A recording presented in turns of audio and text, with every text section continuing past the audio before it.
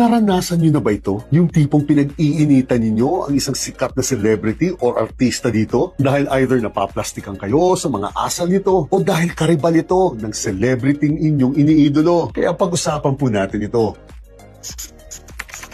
Kung madalas po ito mangyari sa inyo dahil isang panatiko po kayo, panoorin niyo po muna ito bago po kayo mag-post o mag-comment ng kung ano-ano. Dahil una, ayon po sa ating Korte Suprema, meron naman po tayong legal na doktrina na tinatawag po nating Public Figure Doctrine. At para po ito sa mga tao kung saan ang kanilang propesyon, pagkilala o mga nakamit na tagumpay ay naging susi po upang magkaroon ng legit na interest ng mga tao. Nakilalanin po ng lubusan ng mga taong ganito. Kaya kapag isang celebrity o artista na po kayo, anuman po ang dahilan kung bakit sumikat kayo, pasok na po kayo sa doktrinang ito. At ang pangalawa, kapag pasok na po kayo, malaya na po ngayon ng taong bayan na either purihin o batikusin po kayo sa lahat po ng mga aksyon ninyo sa publiko. Kaya halimbawa po, kapag isang artista po kayo, may karapatan po ang taong bayan na either purihin o batikusin po kayo sa naging performance po ninyo sa isang teleserye o pelikula na pinagbibidahan po ninyo. At kapag isang celebrity na kayo, may karapatan na po ang taong bayan na either purihin o batikusin po ang lahat ng mga aksyon ninyo sa labas ng pamamahay po ninyo. At fair comment po ang tawag sa mga pananalitang ganito. Subalit ang pangatlo, may hangganan naman po ang tinatawag na fair comment na ito. Dahil kapag nag-aakusa na po kayo ng isang krimen o isang kapintasan po, na wala naman po kayong matibay na ebidensya upang suportahan po ang akusasyon ninyo, then tinatrato na po ng batas na isang malisyosong pahayag na po ito. At pwede na po kayong makasuhan ng either slander, libel, or cyber libel dahil po sa mga paninirang puring sinabi ninyo. At kapag gumamit po kayo ng mga pribadong photos or videos ng mga celebrity o artista pong pinupuri o binabatikos po ninyo, maaari pa rin po kayong makasuhan ng violation po ng ating Anti-Photo and Video Voyeurism Law. Sa madaling salita po, hindi po porket celebrity na o artista na ang taong binabanatan po ninyo ay nangangahulugan pong absuelto na kaagad kayo sa paninirang puring mga kaso dahil may hangganan pa rin po